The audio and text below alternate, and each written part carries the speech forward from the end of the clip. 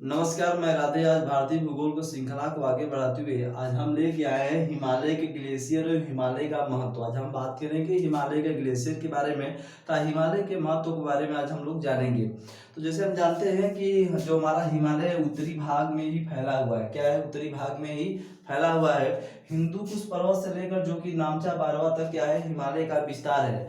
आज हम बात करेंगे कि भारत के किस प्रदेश में कौन सा ग्लेशियर पाया था, किस श्रेणी पर ज्यादातर ग्लेशियर का विस्तार है, उसके बारे में हम लोग जानेंगे।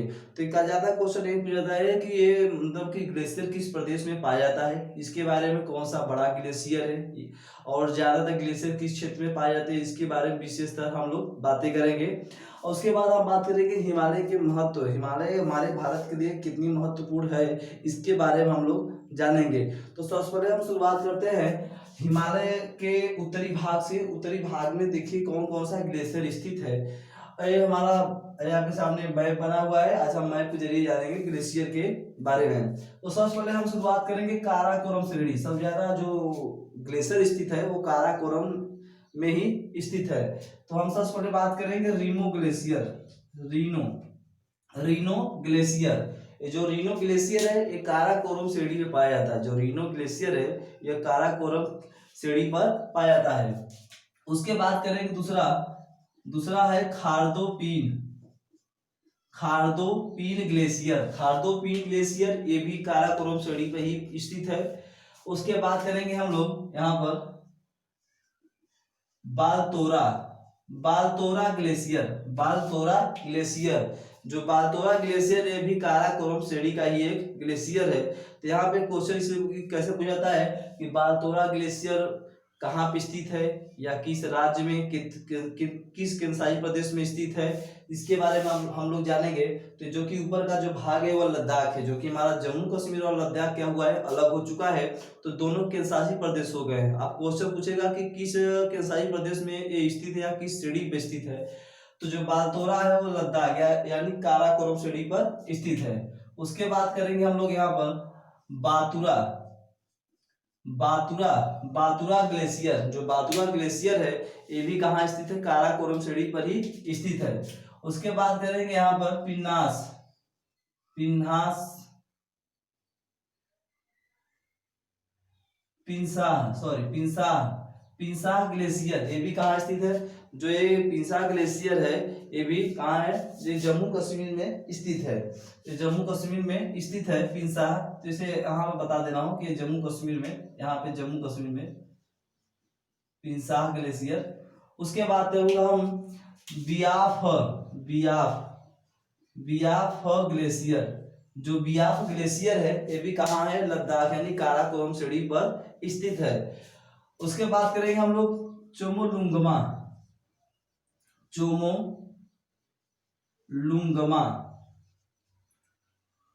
इसे चोगोलुंगमा भी कहते हैं और चोमोलुंगमा भी कहा जाता है। ये भी काराकोरम श्रेणी पर ग्लेशियर स्थित है।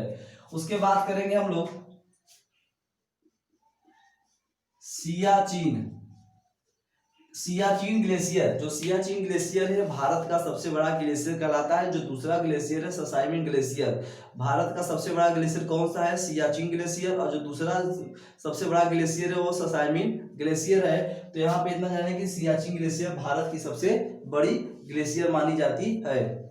और एक ग्लेशियर और है हिस्पारा हिस्पारा ग्लेशियर। तो ये जो ग्लेशियर है हमने देखा कि पिंसाह glacier, Batura glacier, Baltoro glacier, Khurdopin glacier, रीनो ग्लेशियर, चोमोलुंगमा ग्लेशियर, उसके बाद Hispar glacier, Biafo glacier, Siachen glacier, ये सब जो ग्लेशियर है ये काराकोरम श्रेणी और जम्मू कश्मीर में स्थित है। उसके बाद एक यहाँ पे जम्मू कश्मीर में एक और ग्लेशियर है जिसका नाम है स्थल ग्लेशियर। स्थल ग्लेशियर का ध्यान रखिएगा कि स्थल ग्लेशियर कहाँ पे स्थित है, जम्मू कश्मीर में स्थित है।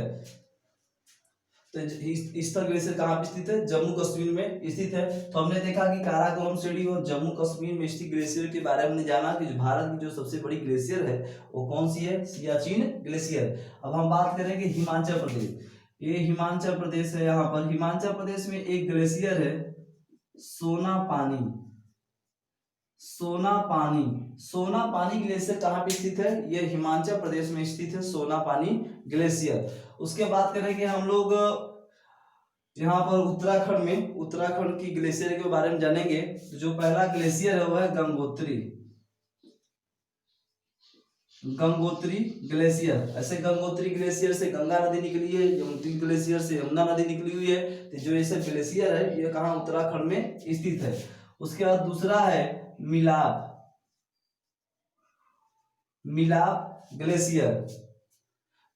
ग्लेशियर, ये भी कहाँ स्थित है? ये भी उत्तराखंड में स्थित है। और जो यहाँ पे एक और है चोरो बारा, ये भी कहाँ पे स्थित ग्लेशियर है? उत्तराखंड में स्थित ग्लेशियर है। तो अभी तक हमने देखा कि जो लद्दाख का क्षेत्र है, जम्मू कश्मीर का जो क्षेत्र है, उसके बाद हिमाचल प्रदेश, उत्तराखंड के प्रमुख ग्लेशियर के बारे में ना, इससे ये पूछा जाता है कि ये ग्लेशियर किस प्रदेश में स्थित है। ये जो कि अभी है कि मिलाप ग्लेशियर कहाँ पे स्थित है? तो उत्तराखंड में स्थित है। गंगोत्री उत्तराखंड में है। बालतोरा ये लद्दाख में पड़ता है। ये बालतोरा ये जो कि काराकोरम श्रेणी जो कि लद्दाख में स्थित है। अब हम बात करेंगे सिक्किम में दो प्रमुख ग्लेशियर है, उसके बारे में जानेंगे। तो पहला है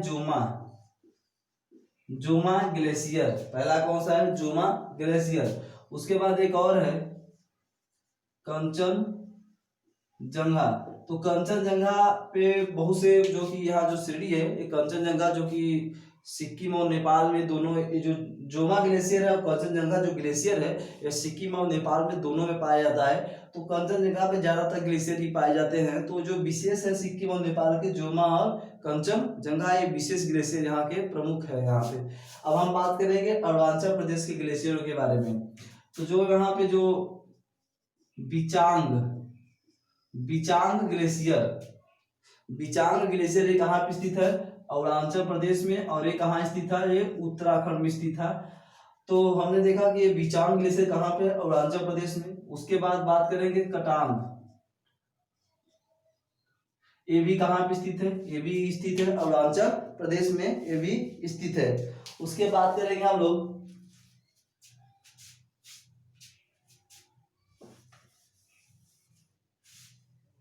हमने देखा कि कटांग और बिचांग ये कहाँ की प्रमुख ग्लेशियर है? अरुणाचल प्रदेश की ये प्रमुख ग्लेशियर है। हमने देखा अभी ग्लेशियरों के बारे में जाना कि जो कि उत्तरी भाग में सबसे ज्यादा ग्लेशियर पाए जाते हैं। उत्तरी भाग में हमारा हिमालय का विस्तार भी है, तो इसीलिए वहां पे ग्लेशियर की ज्यादातर संख्या पाई जाती है।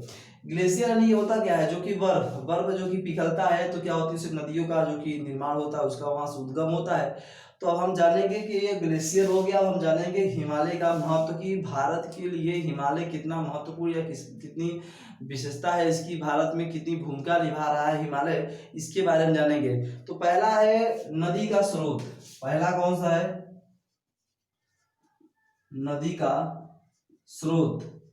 तो हम देखेंगे कि हिमालय से, जो हमारा भारत है, हिमालय से क्या है, बहुत सी नदियों का क्या है, उद्गम हुआ है। जो कि हिमालय में क्या है, बहुत से नदी, जैसे गंगा नदी, यमुना नदी, उसके बाद गंडक नदी, कोसी नदी और घाघरा नदी, शारदा नदी, पिंडर नदी, ये सब क्या है, ये सब जो कि हिमालय से निकली हुई नदियां हैं और जो कि भारत में बहती हैं। और भारत में बहती जो कि गंगा नदी में आकर क्या आती है, सभी नदियां मिलती हैं। तो क्या होती है, नदियां हमारे लिए कितनी महत्वपूर्ण, नदियां जो है कि नदियां क्या करती है, बड़े बड़े बांधों में नदियों की क्या करते हैं, मुड़ा ले जाकर गिराया जाता है। उससे क्या होती है, मत्स्य पालन होती है, जिससे लोग अपना जीवन यापन चला रहे हैं। इसलिए नदियां हमारे भारत के लिए बहुत ही महत्वपूर्ण स्थान है।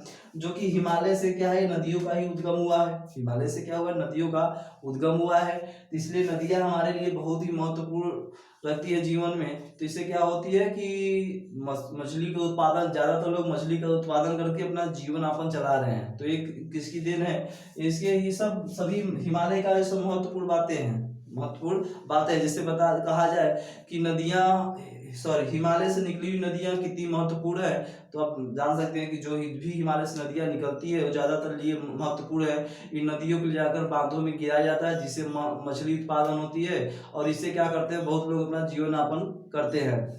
और जो दूसरा है भारतीय जलवायु पर प्रभाव। तो हिमालय हमारे भारत के जलवायु पे प्रभाव कैसे डाला है। तो हम जानते हैं कि इस साइड क्या है, इस साइड बंगाल की खाड़ी है, इस साइड क्या है, बंगाल की खाड़ी है, और इस साइड क्या है, अरब सागर है। इस साइड क्या है, अरब सागर, और इस साइड क्या है, बंगाल की खाड़ी। जब यहाँ से क्या होती है, यहाँ जब यहाँ से मौसम बनता है तो जाकर कहाँ पे टकराती है, हिमालय में टकराती है। जब यहाँ से क्या होती है, हिमालय में जाकर यहाँ से क्या होती है, टकराती है। जब यहाँ से वाष्पीकृत होता है, जब यहाँ से जो जल होता है वाष्पीकृत होता है, जाकर कहाँ टकराती है, हिमालय में टकराती है। हिमालय में टकराने के बाद फिर वो कहाँ पे गिरती है, भारत में ही गिरती है, भारत में ही बरसात होती है। तो क्या होती है, भारत के लिए हिमालय क्या है, बहुत ही महत्वपूर्ण स्थान रखता है। ये भारत की जलवायु पे भी प्रभाव डाल रहा है। जो क्या होती है कि जो बंगाल की खाड़ी से उठी जो जल होता है वो हिमालय में टकराता है, और फिर उसी तरह भारत में क्या होती है, वर्षा होने लगती है। तो क्या होती है, बार ठंड कुछ ठंडे होते हैं, तो जो इधर से साइबेरिया क्षेत्र से जो हवाएं आती है, जो साइबेरिया क्षेत्र से जो ठंडे हवाएं आती हैं, वो भी हिमालय क्या करता है, रोक देता है। क्या करता है, रोक देता है। अगर हिमालय न हो तो हमारा जो भारत वो ठंडा हो जाएगा। क्या हो जाएगा, ठंडा हो जाएगा। इसलिए हिमालय क्या है, हमें हमारे सुरक्षा कवच है। साइबेरिया जो हवाएं होती है उससे हमें बचाता है, इसलिए हिमालय को सुरक्षा कवच भी कहा जाता है। उसके बाद करेंगे हम लोग तीसरा जो है, मिट्टी का स्रोत। मिट्टी का स्रोत, तो मिट्टी का स्रोत क्या है, हमारे भारत में सब ज्यादा जलोढ़ मिट्टी पाई जाती है। हमारे जो भारत में सब ज्यादा क्या पाई जाती है, जलोढ़ मिट्टियां पाई जाती है। तो जो ये भाग है आपका दिख रहा है, ये सब मैदानी भाग है। ये सब क्या है, मैदानी भाग है। तो क्या होती है, जब जो भी नदियां, जब भी कोई नदियां बहती है तो अपने साथ क्या ले आती है, औसार लाती है, कंकड़, ईंट, पत्थर, बालू सभी लाती हैं। तो औसात के रूप में ले आकर क्या करती है, जमा कर देती है, जो मिट्टी का क्या होता है, निर्माण होता है। तो क्या होती है, मैदानी क्षेत्र बन जाता है, जिससे क्या होती है, फसलें होती है, अपना किसान क्या करता है, अपना जीवन यापन निर्वाह करने लगता है। तो हिमालय क्या होती है, हिमालय मिट्टी का स्रोत के लिए भी प्रमुख भूमिका निभाती है। उसके बाद करेंगे हम लोग अगला जो है, फलों का स्रोत। फलों का स्रोत, तो जो फलों का स्रोत है, हम जानते हैं कि जो भी हिमालय हमारा कैसा है, ठंडा प्रदेश है। हिमालय में जितना भी जम्मू कश्मीर, लद्दाख, हिमाचल प्रदेश, उत्तराखंड, ये सब क्या है, जो भी हिमालय के सटे प्रदेश है वो सब ठंडे हैं। तो क्या होती है, यहाँ पे जो भी कि जो यहाँ फल उत्पादन किया जाता है वो ठंडे प्रदेश से, सेब हो गया, नाशपाती हो गया वगैरह, जो भी ठंडे प्रदेशों में पाई जाती है वो सब फलों का स्रोत ज्यादातर यही होता है, वनस्पति के लिए ज्यादातर महत्वपूर्ण है।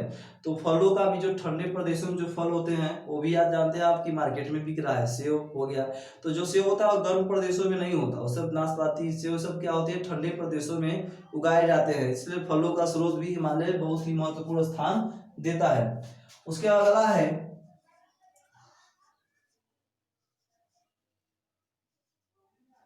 तीर्थ यात्रा या तीर्थ स्थल कहिए।